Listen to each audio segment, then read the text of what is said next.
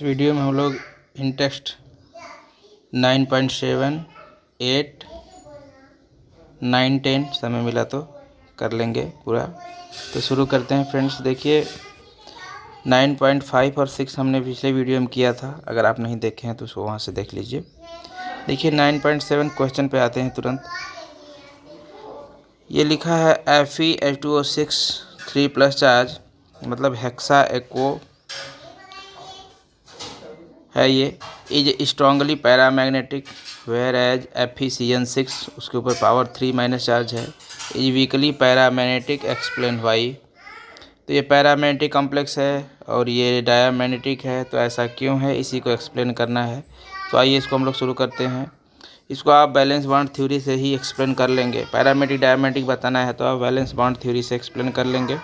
अगर unpaired electron या फिर मैग्नेटिक फील्ड के बारे में पूछता है तो आपको क्रिस्टल फील्ड थ्योरी में जाना होता है। अदरवाइज ये खुद ही बता देंगे कि कौन से थ्योरी से आपको सॉल्व करना है। जैसे आगे किसी क्वेश्चन में देखिएगा तो वहाँ पे क्रिस्टल फील्ड का नाम दे देगा। देखिए यहाँ पे friend, using crystal field theory, तो ये बता देगा कि आप किस फील्ड की थ्योरी के थ्रू एक्सप्लेन करने वाले हैं। सो देखिए यहाँ पर आपको यहाँ देखना होगा कि आयरन का जो इलेक्ट्रॉनिक कॉन्फ़िगरेशन है वो कितना है। तो Fe का एटॉमिक नंबर 26 होता है। तो इस तरह से कॉन्फ़िगरेशन बनेगा 3d6 4s, ये 6 है, 3d6 4s2। और वाटर जो है न्यूट्रल लिगेंड है और इसके ऊपर +3 चार्ज है। तो इसका मतलब कि यहाँ पे Fe जो है +3 ऑक्सीडेशन स्टेट में है। तो जब Fe +3 ऑक्सीडेशन स्टेट में हो जाएगा तो 2 इलेक्ट्रॉन यहाँ से 4s से और 1 इलेक्ट्रॉन यहाँ से निकल जाएंगे। इसका मतलब अब कॉन्फ़िगरेशन क्या बनेगा, 3d5 और 4s0 बन जाएगा कॉन्फ़िगरेशन। और आपको क्लियर है कि वाटर जो है एक वीक फील्ड लिगेंड है, तो ये पेयर्ड नहीं करता है। इसका मतलब कि इस पेयरिंग नहीं करता है। तो इसका मतलब ये हो गया कि इस कॉम्प्लेक्स के अंदर जो D है ऑर्बिटल, इस D ऑर्बिटल के अंदर जो 5 इलेक्ट्रॉन्स हैं वो सभी 5 इलेक्ट्रॉन अनपेयर्ड कंडीशन में पड़े रहेंगे।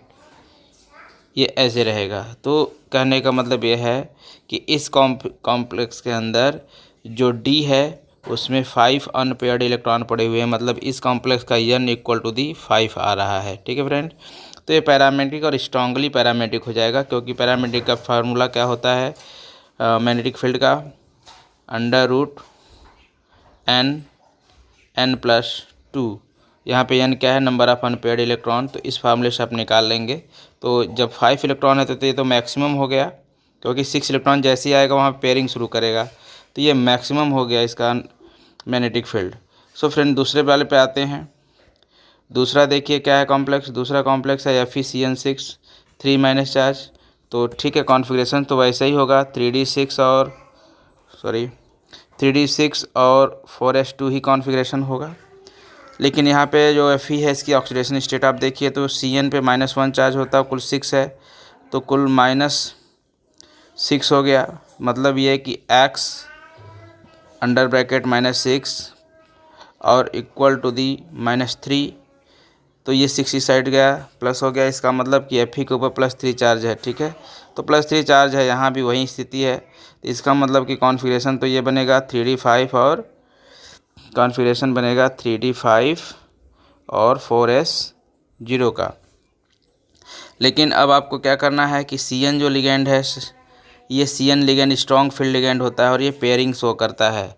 तो ये जो D ऑर्बिटल है, इस D ऑर्बिटल के अंदर जो ये 5 इलेक्ट्रॉन हैं, ये 5 इलेक्ट्रॉन्स पेयर्ड हो जाएंगे फ्रेंड्स। तो ये 1 2 3 4 5 ऐसे हैं 5 इलेक्ट्रॉन्स। तो ये इसमें चला जाएगा और ये इसमें चला जाएगा। देखिए अभी 4 ही दिख रहे हैं, 1 अच्छा एक यहाँ पे है, सॉरी। तो इसमें क्या होगा, देखिए एक इलेक्ट्रॉन ये है, तो ये इलेक्ट्रॉन यहाँ पेयर करेगा और ये वाला यहाँ पेयर कर देगा। तो कंडीशन क्या बनेगी फ्रेंड, ये देखिए आप, ये एक यहाँ पेयर कर दिया और एक यहाँ पेयर कर दिया। तो यहाँ अनपेयर्ड कितना रह गया, केवल 1 रह गया। तो n = ओनली 1 है। तो अब फार्मूला जो बनेगा √n+2 वाला, तो यहाँ पे n की वैल्यू क्या रखेंगे, हम 1 रखेंगे। तो ये पैरामैग्नेटिक तो है पर बहुत ही वीक पैरामैग्नेटिक है, इसलिए यहाँ पे ये क्वेश्चन में दिया हुआ है कि ये वीकली पैरामैग्नेटिक है। सो यहाँ से आपको क्लियर हुआ। तो ये क्वेश्चन आप 9.7 सॉल्व कर लिए हैं। इसको अच्छे से प्रॉपरली नोट कर लीजिएगा। देखिए हम लोग 9.8 पे आते हैं। एक्सप्लेन CONH36, इसके ऊपर पावर 3 चार्जेज हैं। देखिए फ्रेंड्स, एक काम करिए, जितने भी आपको कॉम्प्लेक्स कहीं भी दिखें उसका ज़रूर IUPAC नेम लिख लिया करिए। इससे क्या होगा, आपको आइडिया रहेगा और आपके दिमाग में हमेशा रूल्स याद रहेंगे। सो आप इस चीज़ को ज़रूर करते रहिए। जहाँ कहीं भी आपको दिखे कोई भी कॉम्प्लेक्स तो उसके IUPAC नेम को तुरंत लिख लिया करें। अगर दिक्कत हो रही है तो आप हमको मैसेज करिए, हम उसके IUPAC नेम को आपको बता भी देंगे। तो आते हैं, देखते हैं अपना कॉम्प्लेक्स क्या है कि explain this complex is an inner orbital complex and this complex is an outer orbital complex.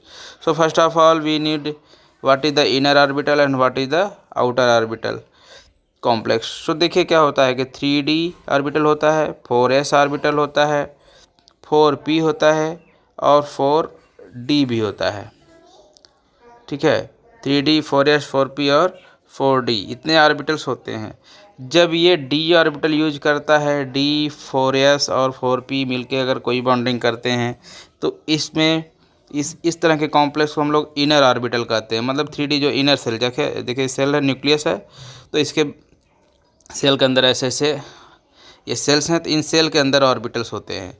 तो ये जो ऑर्बिटल होते हैं जो न्यूक्लियस के जितने ही करीब होता है उसको उतना ही इनर ऑर्बिटल कहते हैं।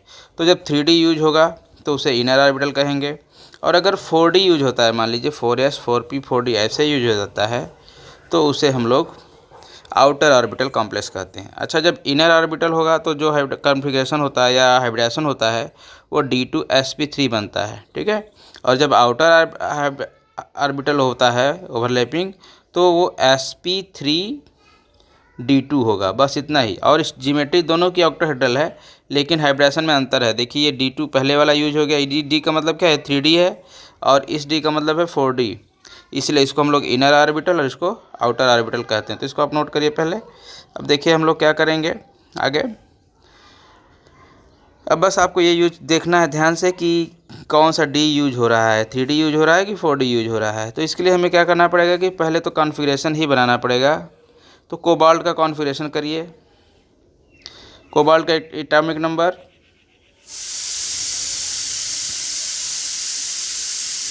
26, कोबाल्ट का एटॉमिक नंबर 26। तो इलेक्ट्रॉनिक कॉन्फ़िगरेशन हो जाएगा 3d6 4s2, और ऑक्सीडेशन स्टेट कितना है, +3, इसका मतलब हो गया 3d5। ठीक है, अब D में 5 इलेक्ट्रॉन्स पड़े हुए हैं।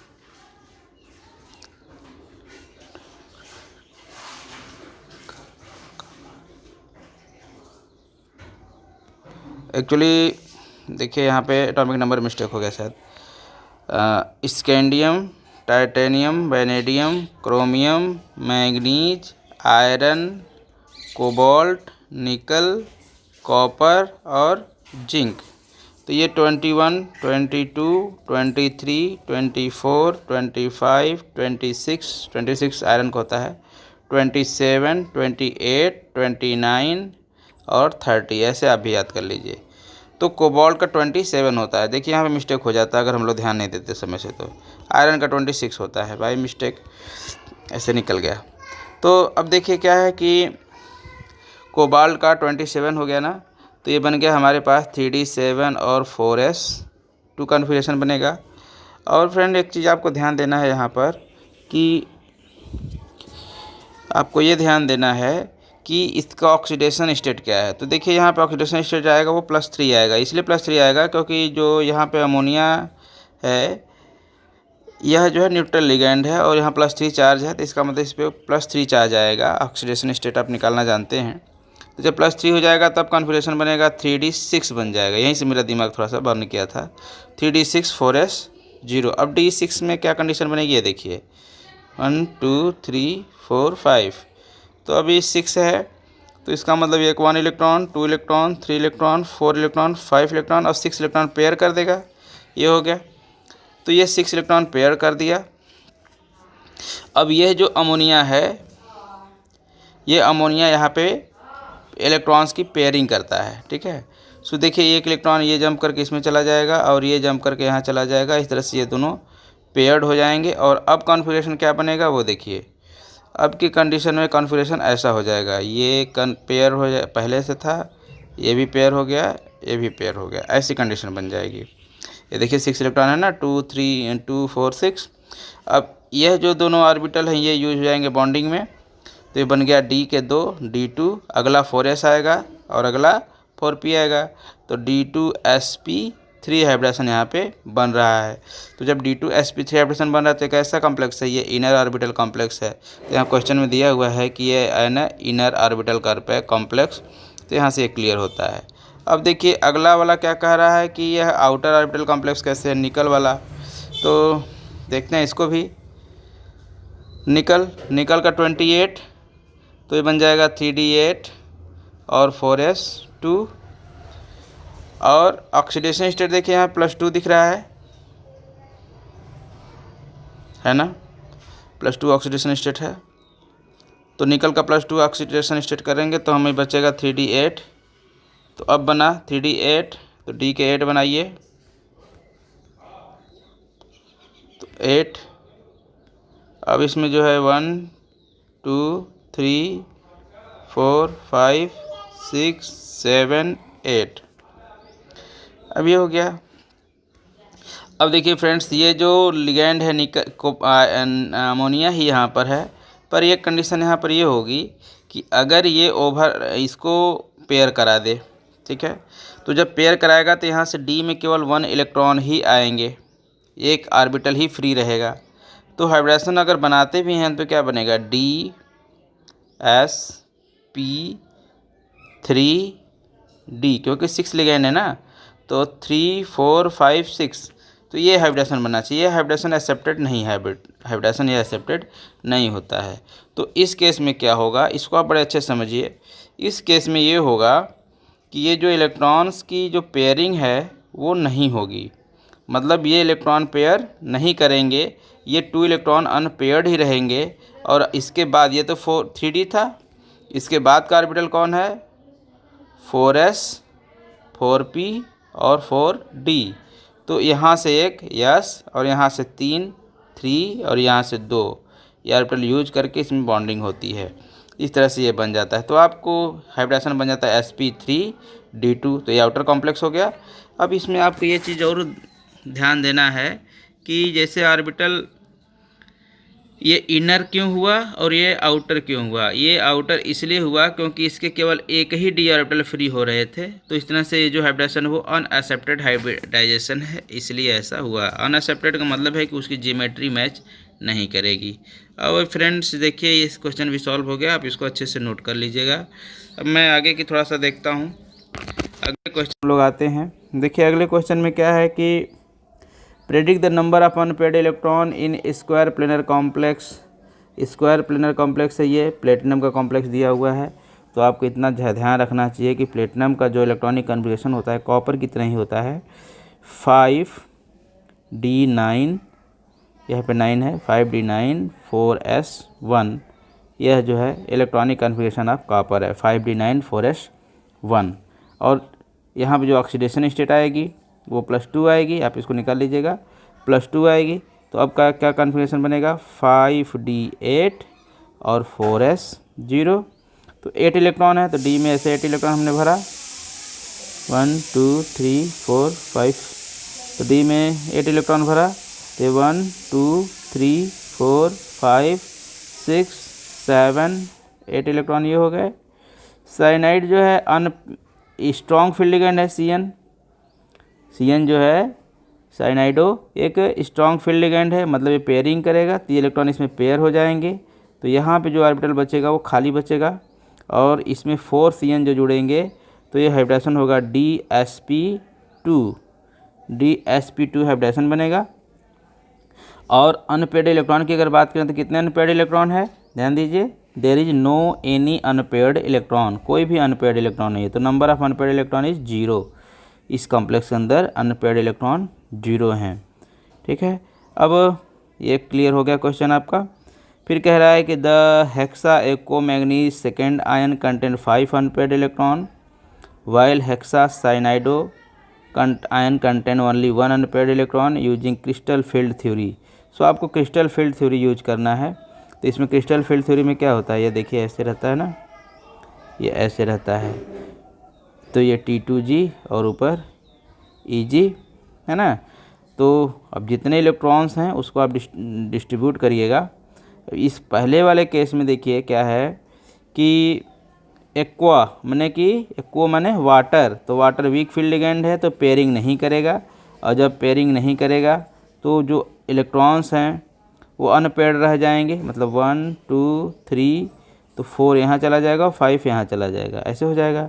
लेकिन जब दूसरे कॉम्प्लेक्स में बात करें तो साइनाइडो लिखा है, साइनो तो माने Cn, तो Cn स्ट्रॉन्ग फील्ड लिगेंड है, तो जब Cn स्ट्रॉन्ग फील्ड लिगेंड है तो वो क्या करेगा, पेयरिंग कर देगा। जब पेयरिंग कर देगा इलेक्ट्रॉन्स का, ऊपर न जा करके इलेक्ट्रॉन यहाँ न जा करके Eg लेवल में न जा करके T2G में ही पेयर करने लगते हैं। तो जब पेयर करने लगते हैं तो इस तरह से इलेक्ट्रॉन्स जो है अनपेयर्ड इलेक्ट्रॉन का नंबर कम हो जाएगा। तो इस तरह से आप इसको सॉल्व कर लीजिए। तो इस तरह से आपके सारे क्वेश्चन 9.9, 9.8, 9.10 सारे क्वेश्चंस को हम लोगों ने सॉल्व कर लिया है। आगे के चैप्टर में वीडियो में हम लोग जो है बॉन्डिंग इन मेटल कार्बोनिल्स पढ़ेंगे। तब तक के लिए जय हिंद, टेक केयर।